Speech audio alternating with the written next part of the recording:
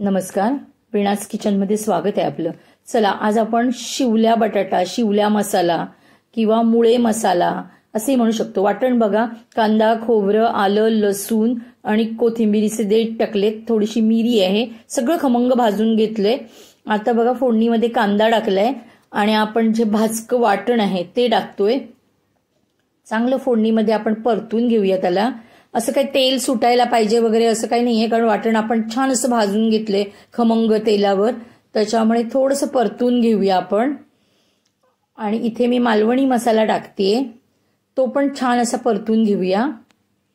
आणि त्यानंतर आपण साफ करून घेतलेल्या शिंपल्या आणि बटाटा मिक्स टाकतोय, कारण शिवल्या बटाटा आपण करतोय। तर आमच्याकडे ह्याला मुळे पण म्हणतात, खुबे म्हणतात, शिवल्या म्हणतात, शिंपल्या म्हणतात। तुमच्याकडे ह्याला काय म्हणतात ते नक्की कमेंटमध्ये मला सांगा।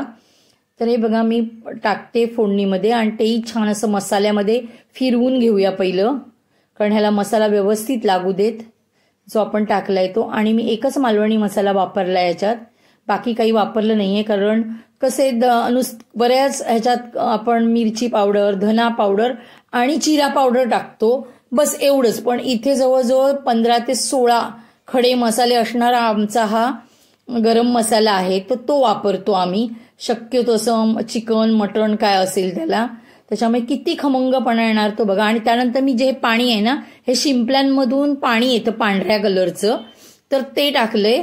गाळून घ्यायचं मात्र, कारण तळाला वाळू असण्याची शक्यता असते। आणि थोडं साधं पाणी शिजण्यापुरतं टाकलंय, एकदाच पाणी टाकणार आहे। आणि कमी पडलं तर गरम पाणी टाकायचं, थंड पाणी टाकायचं नाही।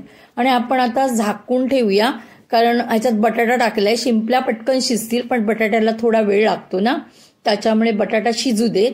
मग झाकून ठेवलं मी आणि खोललंय, तर अजून थोडा वेळ ठेवणार आहे, कारण थोडं पातळ आहे हे, थोडासा घट्ट होऊ दे शिंपल्या मसाला।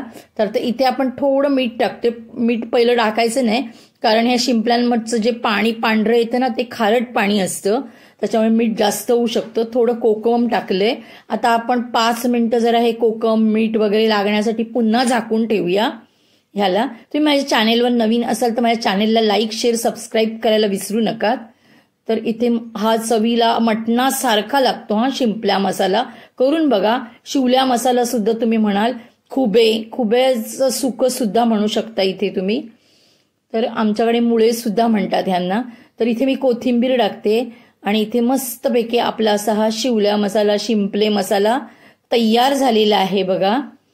तर असं करा तुम्ही, मी दाखवते त्या पद्धतीने, काय जबरदस्त टेस्ट लागते ह्याची। तर आत्ता पावसात खूप साऱ्या शिंपल्या मिळतात, ह्याच्यापेक्षा छोट्या पण येतात, त्यांना उकडून करतात, तर ते नेक्स्ट दाखवीन। तर इथे असा आपला शिंपल्या मसाला